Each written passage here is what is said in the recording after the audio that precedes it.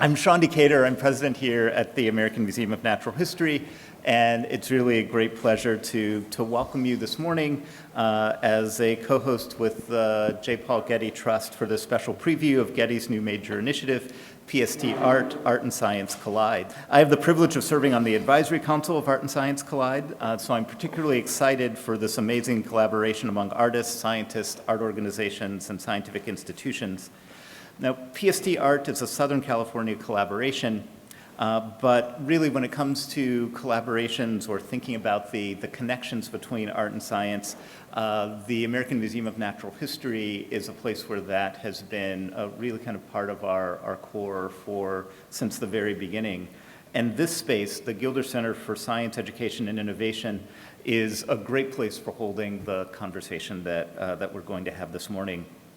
When our architects, Jeannie Gang and the team at Studio Gang, designed this structure, they were inspired by southwestern canyons, and they used blocks of ice to observe and model the natural processes of erosion. To get the effects they wanted, they had to modify standard architectural software and write their own code to create the curves you see throughout the building. At this museum, we believe deeply that art enhances the understanding of science, and that science has an important contribution and much to learn from engagement with art. We've always used artistic expression to visualize scientific principles, be it in our space show, the new Invisible Worlds interactive experience, which is located right here in the Gilder Center, or the wildlife dioramas that brought nature to city dwellers before we had TV. But science can always provide powerful inspiration for art, as we will hear today. And so now, to begin the program, it's my honor to introduce the president and CEO of the J. Paul Getty Trust, Katherine Fleming. Oh, there's more. There's more, and maybe you can have walk-up music too. Dr. Fleming is an internationally respected scholar of Mediterranean history, religion, and culture, and has been a mainstay of academic life here in New York, having served for 6 years as the distinguished provost of New York University. We're delighted to have her here with us to talk about PST Art Science Collide. So please welcome Katherine Fleming. Thank you very much. Good morning, everybody. Thank you so much for being here. There's an energy that I'm not used to experiencing at 9 o'clock in the morning, and that is entirely due to all of you. Sean, thank you so much. Thank you so much for hosting us. We're really delighted to be here at the American Museum of Natural History. It's great to see all of you. It's great to see, is that a triumphant beaver? It's a bear. It's a bear. I mean, that should be the stance that we all adopt. So the first thing I want to say is, Sean, you are absolutely right. The Gilder Center is spectacular. This is just a phenomenal space. Congratulations on having something this wonderful to have convenings in. And the kind of research and creativity that went into designing this place is, here's the tie-in, folks. It's what you can expect to discover starting in September of 2024 in more than 60 exhibitions when Getty and our really wonderful partners open the next edition of PST Art, Art and Science Collide. And it's a very big subject. It's a huge subject that can go off in all sorts of directions. And from the first, it's the willingness to take on the really most ambitious of themes that has been a hallmark of PST art. But I dare say, and I can say it because I didn't have anything to do with coming up with the theme, this is, I think, the most ambitious yet. When the initiative, PST, was first introduced a dozen years ago under the title Pacific Standard Time, which was really cool, utterly ungoogleable as anything other than Pacific Standard Time. It was a really daring attempt to assemble a region-wide collaboration of arts organizations. And the basic idea was that together we might be able to address a subject that was too vast for any one institution alone. And the result of that first initiative really went far beyond anyone's expectations. Pacific Standard Time, now known or now rebranded as and we hope that it will become known as PST ART. It rewrote a major portion of the history of contemporary art. It forged a community among Southern California's institutions, and it created a great civic event for Los Angeles. And sorry, New Yorkers, you should really be jealous. It's unbelievable how well they get along and what incredible things they do because they're doing them together. Now, as I've said, the next edition of PST ART is in many ways going to be the most wide-ranging to date. It brings our collaboration of arts organizations, as if that wasn't enough, together with an unprecedented group of scientific institutions. And we've discovered that all of the artists really secretly want to be scientists, and all of the scientists secretly really want to be artists. So they're colliding in very productive ways right there. So while keeping us rooted in Southern California, we're also making sure that it adopts a truly global perspective. And we're going to give you a quick look at what's in store.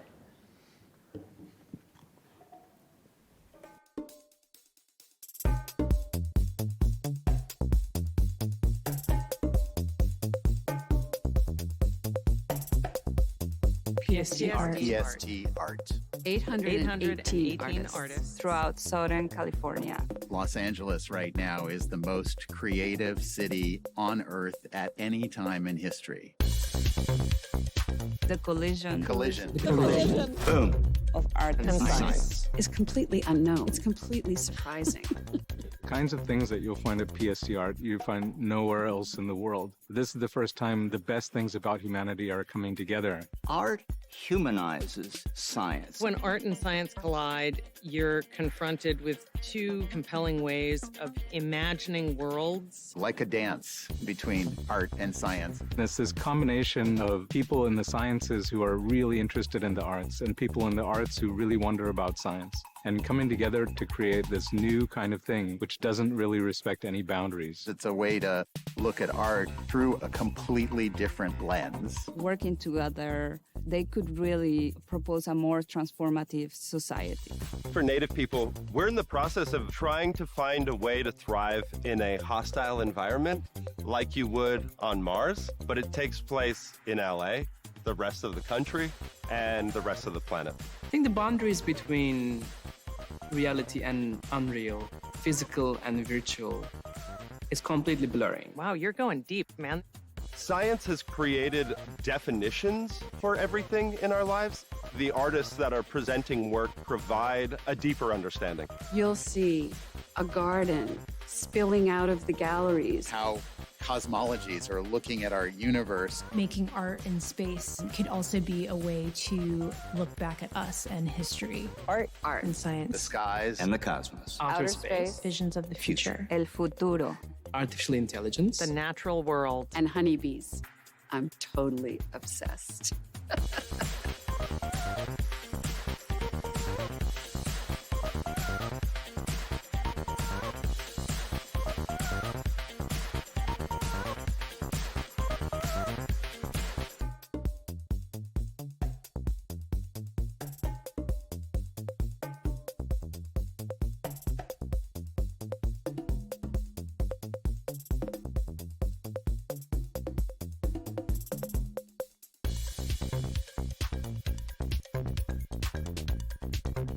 Credits.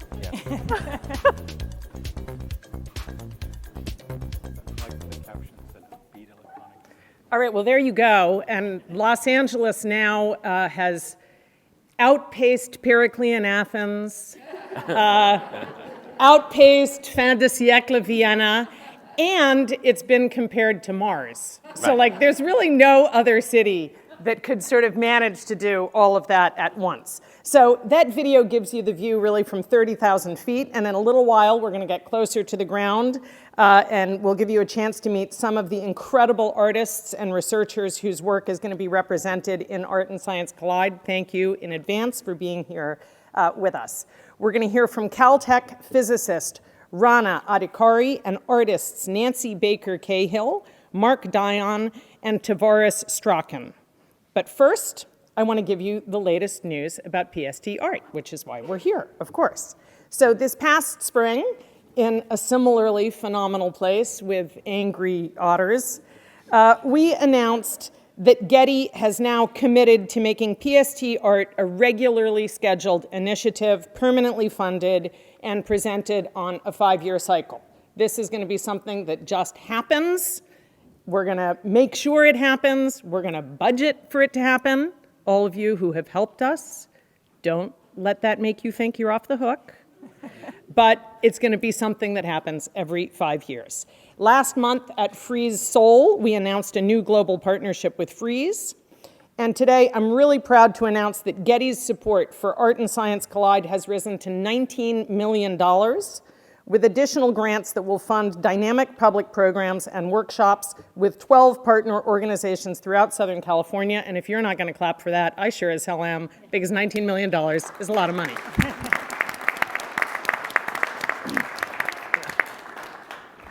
We've established community hubs with 3 organizations that will work with grassroots groups so that they can develop their own Art and Science Collide programs. It's a whole Art and Science Colliding franchise, and these programs are going to be tailored to their own audiences. Art galleries throughout Los Angeles are lining up to partner with us, presenting contemporary works on the theme of art and science when we open this next PST ART. And as an especially exciting addition, we're going to augment Art and Science Collide with a major 3-day festival with a range of exciting programs for children and adults. The festival is going to take place next November, and it will be co-presented with the organizers of Scotland's annual Edinburgh Science Festival. Those are just some of the updates. I hope you're going to look for more, because we're certainly going to have more to announce the closer we get to September 2024 and the opening of PST ART, Art and Science Collide. I'm going to keep saying that over and over. PST ART, Art and Science Collide. And now, to tell you more about this initiative, I am really pleased to introduce one of the founders of PST ART. She is completely indispensable to PST. Without her, it would not exist. She is the director of the Getty Foundation and has stewarded all of our PST ART collaborations and made them what they are today. Please welcome Joan Weinstein.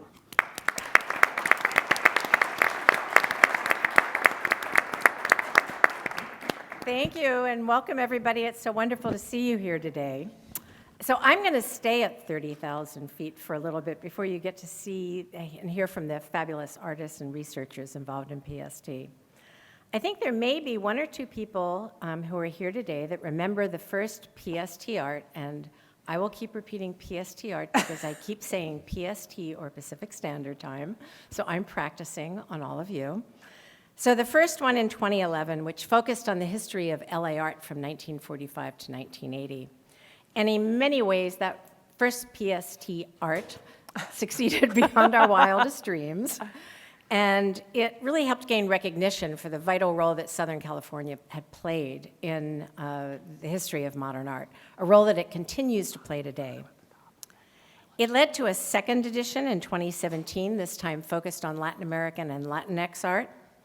And that one arrived as if on cue as a rebuttal to the xenophobia and racism of the election cycle of 2016, and was really important for the Southern California community, I think.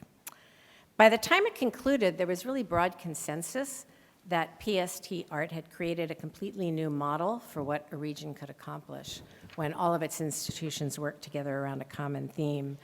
And now it's turned into what I think is arguably the largest art event in the United States to recur every 5 years. One of the things that makes PST ART so different is that it is a research-based initiative, which truly comes from the Getty.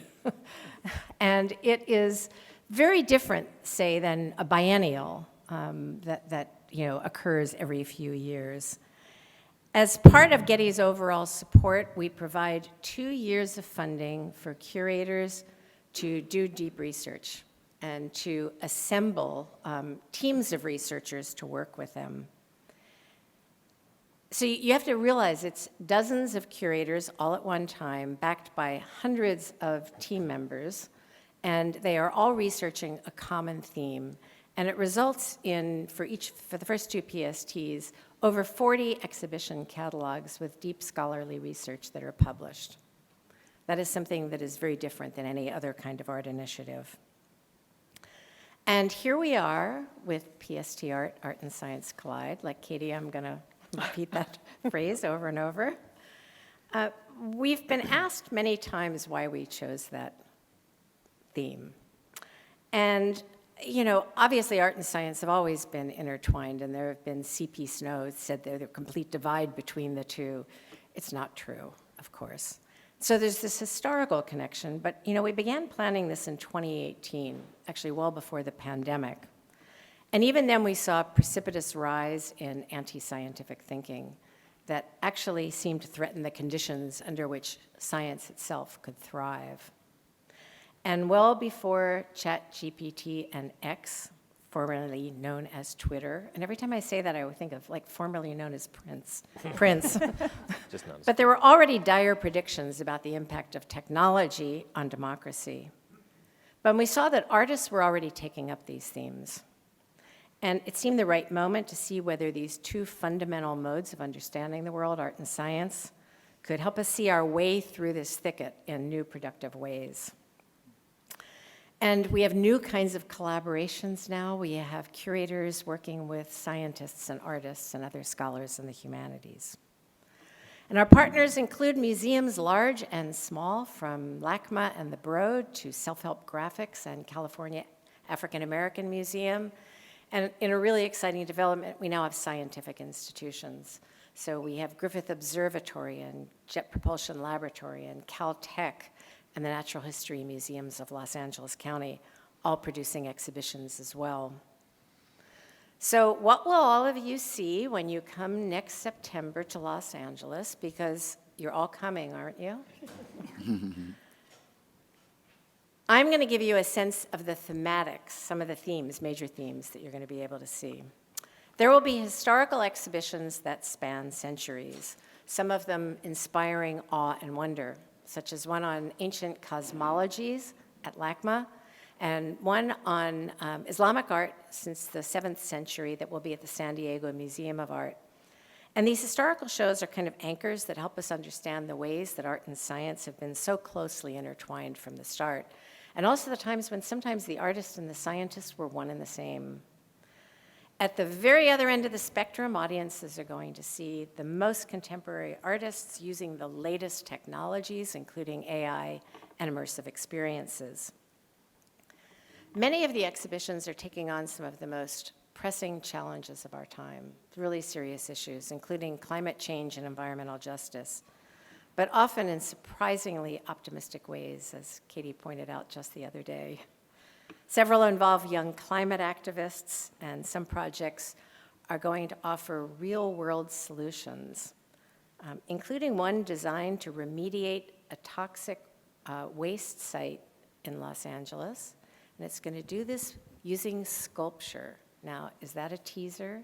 You're going to have to come and find out what that one is. And many of the projects are really focused on indigenous knowledge as another pathway to see our way through.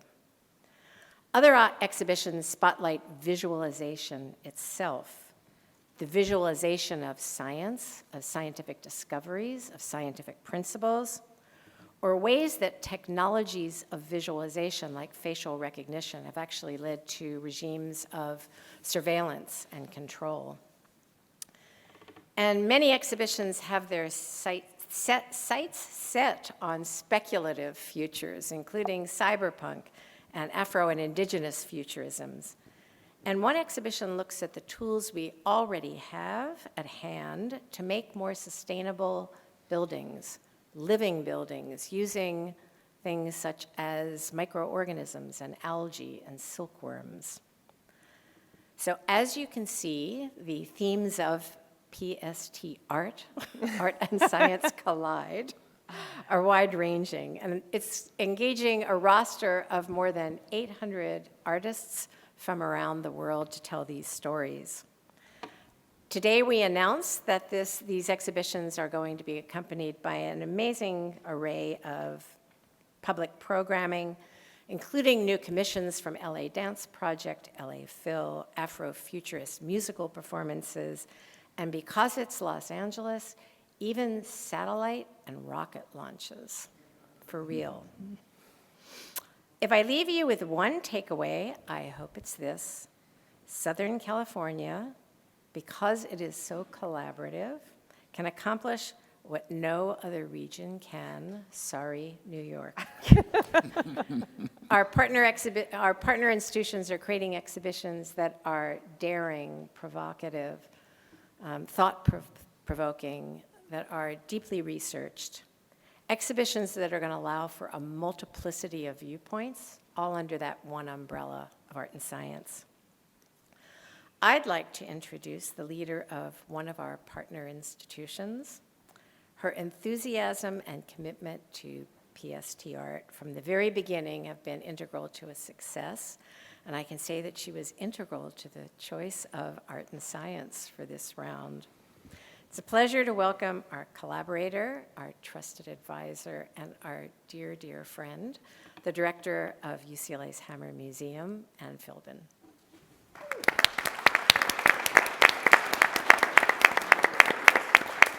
Thank you, Joan.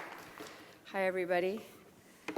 As Joan says, the Hammer has been participating in PST ART from the very beginning, starting in 2011. And that gives me kind of a long-range perspective on how this Getty initiative has brought together the arts and culture community in Los Angeles and indeed all of Southern California. So now, I love New York, and I'm sorry to pound on this theme. I spent 2 decades here, and I look around this room and I see many of you that I knew 24 years ago when I was running the Drawing Center. But I do have to say, there's a collaborative spirit in Los Angeles that is hard to find anywhere else. The PST ART initiative has encouraged and enabled that spirit, and the impact has been felt by the institutions and the audiences alike. The ripple effect of these PST art exhibitions can be very meaningful, especially to artists. The Hammer's exhibitions in 2011, now Dig This, Art and Black Los Angeles, 1960 to 1980, which was curated by Kelly Jones, traveled to PS1 MoMA after its Hammer presentation. MoMA then acquired works by roughly a dozen of the artists in the exhibition, some of which had not previously been in their collection. They purchased Noah Purifoy, Betty Saar, Charles White, David Hammonds, and Samula Lewis, which in essence is an expansion of the canon. Our exhibition from 2017, Radical Women, Latin American Art, 1960 to 1985, traveled to the Brooklyn Museum and then to the Pinacoteca de Sao Paulo in Brazil. The exhibition filled an art historical vacuum around the contributions of Latinx and Chicano women artists. 15 countries were represented by more than 100 artists, most of whom were entirely unknown outside of their home countries. Radical Women gave visibility to their innovative practices, and a great deal of scholarship has continued in the ensuing years. So that's the kind of impact that we imagine when our exhibitions bring art and science together through PST ART next year. Do you all remember the blue marble photograph of the Earth as seen from space? It was taken in 1972 by the astronauts on Apollo 17 on their way to the moon. That image, that product of a scientific mission and an artistic impulse changed the way people everywhere thought about our planet and galvanized the environmental movement. Images can do that. The Hammer's exhibition, which is titled Breathe Toward Climate and Social Injustice, is curated by artist Glenn Kaino and independent curator Mika Yoshitaki, and aims to encourage dialogue about the links between our climate emergency and social justice issues. The exhibition is based on a simple, powerful, and truthful metaphor. The world's oceans and forests are the lungs of our planet. Those lungs are now under threat, invaded by carbon emissions, plastics, toxic pollutants. The artists, scientists, and activists whose work is reflected in the exhibition, in the programs, and the catalog are looking at issues such as deforestation, ocean acidification, coral reef bleaching, and water and air pollution. The exhibition was originally conceived in 2020 when the concept of breathe was actually felt across society, not just environmental issues, but also the threat of the COVID pandemic and, of course, George Floyd's final words. Issues of equity and justice cut through all of these crises. As we know, the rising temperatures and rising seas will disproportionately affect people of color and those living in poverty and will result in dramatic migrations around the globe. Breathe responds to these shifting realities with imagination, innovation, and hope. The exhibition includes works by roughly 20 artists with extensive public programs, a film series, and 5 major commissioned works that nurture an intersectional dialogue between the disciplines of art, science, and activism. The commissions include an interactive site-specific community garden created by Los Angeles artist and activist Ron Finley, a live sculpture by Garnett Pewitt, who is a 4th-generation beekeeper and artist from Hawaii, and he's going to make an on-site collaboration with a colony of 90,000 honeybees. An indigenous artist and activist from the Standing Rock Reservation in North Dakota, Kanupa Hanska Luger, who will take over our lobby with an installation incorporating sculpture, sound, and film. So that's just 3 of the highlights. I want to end by saying how grateful I am to the Getty for creating and so generously funding the innovative PST ART initiative. As someone who has been part of the circle with Joan and Andrew and the rest of the Getty's team from the beginning, I've been so impressed by how collaborative it has been from day one, this process. The productive outcome of PST ART has created new scholarship, embraced new artists that expanded the canon of art, and engendered a real and lasting spirit of community amongst the institutions and audiences in Los Angeles. The next iteration is going to be great, so I hope you will all be there in the fall of 2024. I'd like to hand it back to Katie because she's going to introduce a few of the artists from the upcoming project.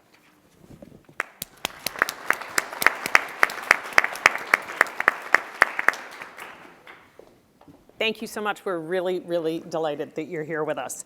And we are also super delighted to have a bunch of our artists here with us to talk about the stuff that really matters. I invite you up. Nancy Baker Cahill, who is an artist from LA. Well, you're all artists from LA. Come up here. Come up. Do you all know which your assigned seat is? Because I sure don't. Rana Adhikari, Mark Dion, and Tavares Strachan. Thank you so much.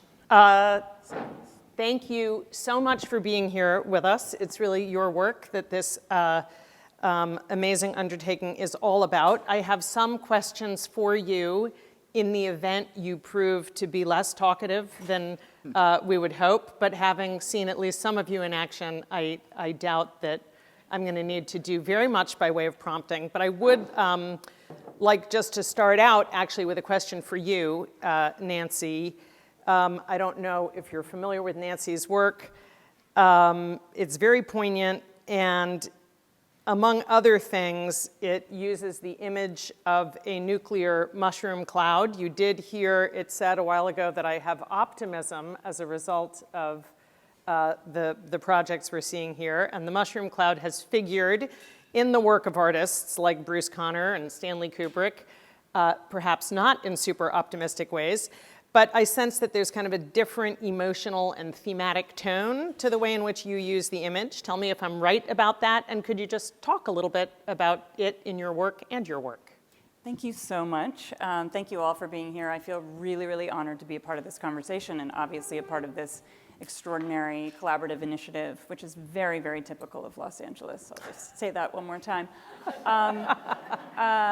Yes, this mushroom cloud, this is a work of augmented reality. It's a monumental work of land art and of ecological imagination. And one of the reasons why it is titled Mushroom Cloud is not just to state the obvious and to call out the singular devastating impact and arguably most catastrophic invention of humankind and contribution toward the project of ecocide that is currently underway, but also to imagine a different type of mushroom cloud. And so what happens in this artwork is it erupts from the surface of the water and dissolves into a mycelial network in the sky. Because to me, I think we have an opportunity in this moment of polycrisis to imagine new models and to look to nature, to look to biomimicry, and to distributed networks of care that are efficient and sustain life versus extract and destroy it. So it felt to me that rather than just bumming everyone out with the obvious, we could invite a discourse and a consideration of new models that already exist and that function beautifully in nature. Excellent, thank you very much. And it is an arresting image, I must say, just incredible. So Rana, I want to talk a little bit about specifically sort of the interplay of science and visual art. One of the things that has been really striking to us in this iteration of PST ART is the frequency with which our collaborators have shown an interest in and made reference to indigenous knowledge. I'm curious as to whether or not we could say that there's sort of a revolution in this regard. I'm not sure that without some sort of revolution along those lines, someone with your training would ever have looked at Aboriginal designs as scientific data. So I'd be interested to hear if you think that you are indeed part of that kind of broad reassessment, and if your project advances it.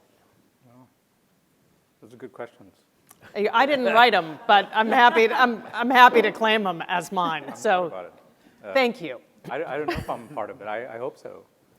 My main area has been trying to understand the universe and the shape of the universe. It's like a cosmological geography or that sort of thing. And I think I had no idea that, what was the power of science that had gone on before we called it science. And as I've spent time in Australia and other places understanding what the indigenous people were doing there, not just thousands of years ago, but as much as 50,000 years ago, it's tremendous. And the things that we now would label as art, I would have argued they didn't have a word for it. And so it was just a mix of both at that time. And the power of what that is the shocking thing to me. I had some impression that if you're not wearing a lab coat, then it's probably not science or something like that. But it's just completely untrue.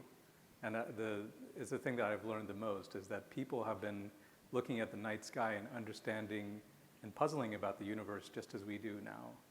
And the tools that they developed to sort of grasp at this thing where they don't have all the information, we're just dealing with it now in the same way.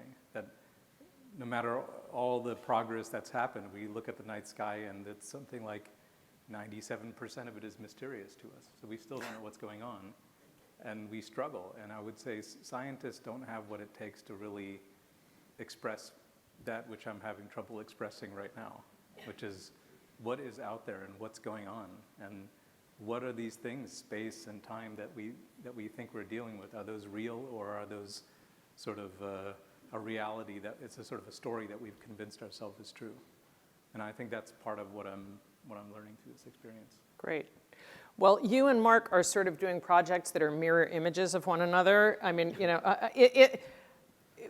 to put it very bluntly, I think of one of you as a scientist now interested in art, and one of you as an artist now interested in science. Mark, I know you're using art to interpret scientific specimens that are tens of thousands of years old. And I'd be interested in hearing you talk a little bit about the place switching between art and science and how they inform one another for you. Yeah, Liv, can we have a slide up there? Yeah, so I was lucky enough to draw the straw that said you get to work with the Brea Tar Pits Museum. And next image is, this is the model kit I had of the Brea Tar Pits when I was a kid, and this is the book that introduced me to the Brea Tar Pits that I took out of the bookmobile when I was like 6 or 7. So the idea of working with the Brea Tar Pits is an extraordinary place, right? And to say we're bringing art to the Brea Tar Pits is wrong. I mean, there's a lot of art in the Brea Tar Pits. And Liv, you could just go through these now.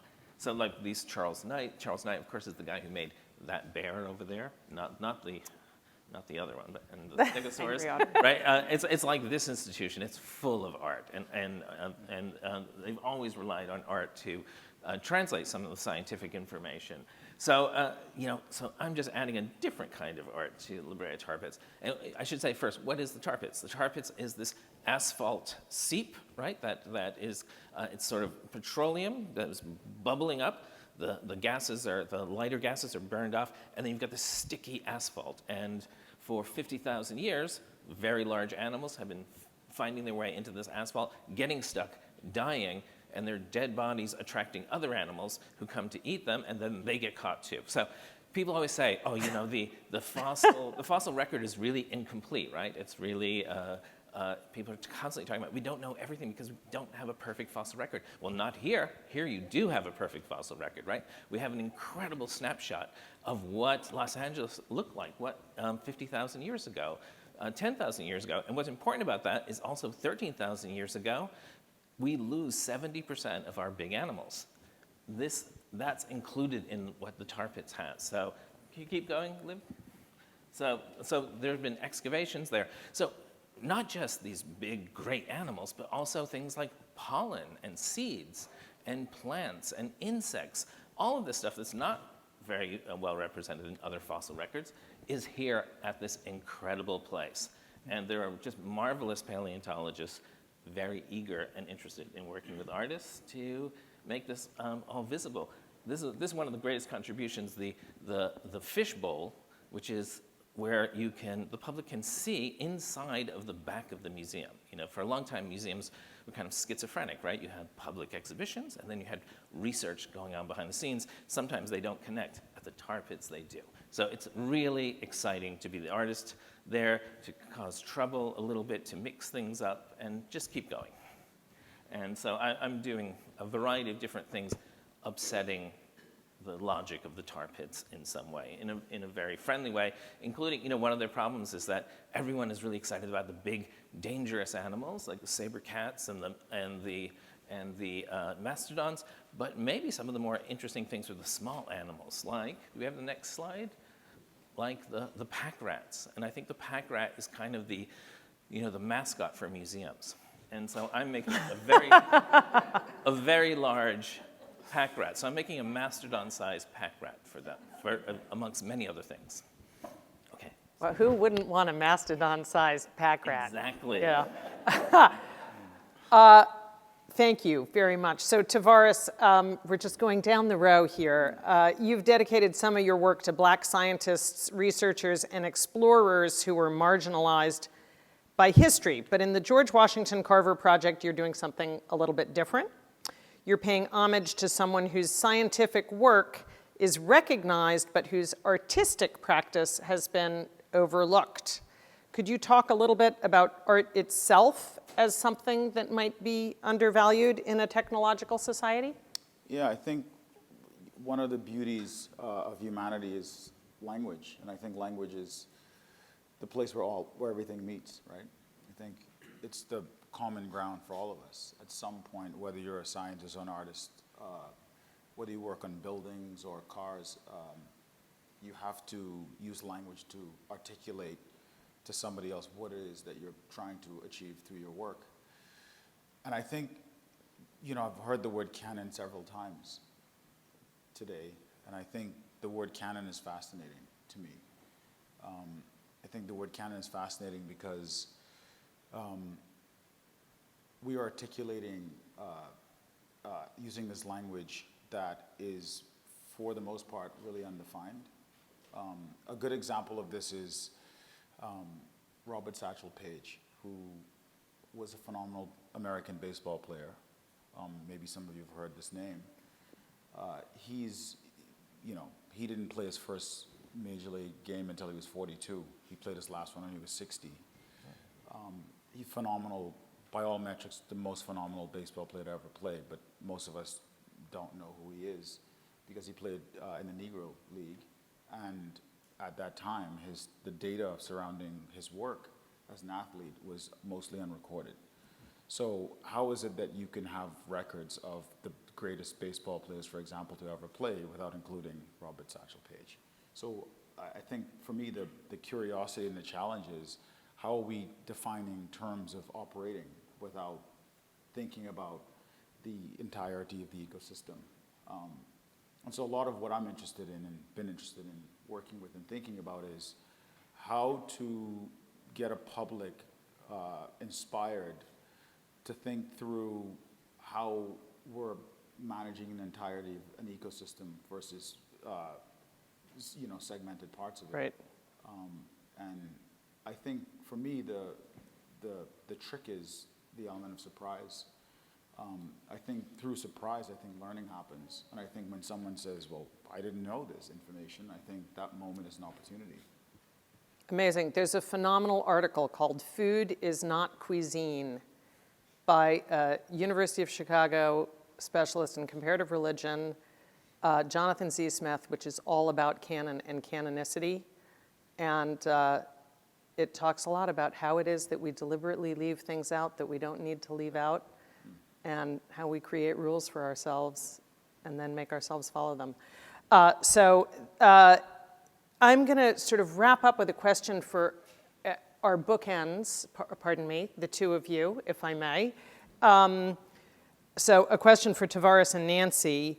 One thread that I think connects your work is a concern with visibility and invisibility, and you both have spoken to that in different ways just now, and also with technologies of surveillance. And that is actually a really major theme of several of the PST art exhibitions.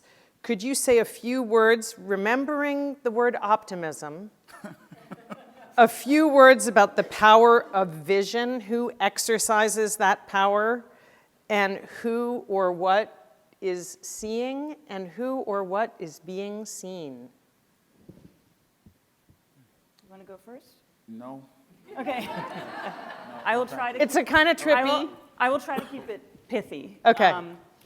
One, I just wanted to respond actually to something you just said that I wholeheartedly agree with, which is that the element of surprise can be an incredibly powerful tool of visceral engagement, and that when you in some way invoke wonder, awe, surprise, all of which you've already heard manifested in any number of ways just in this brief moment, that's one way to reach people's, this is going to sound cheesy and sentimental, and it's not, but their hearts. And I think that when we look at all the noise, when we consider all the noise that we deal with on a daily basis, what is the thing that interrupts the noise? And the urgency of interrupting that noise in a moment of so many overlapping crises and intersecting and interdependent crises is essential, and that is often the task of the artist, and certainly in any interdisciplinary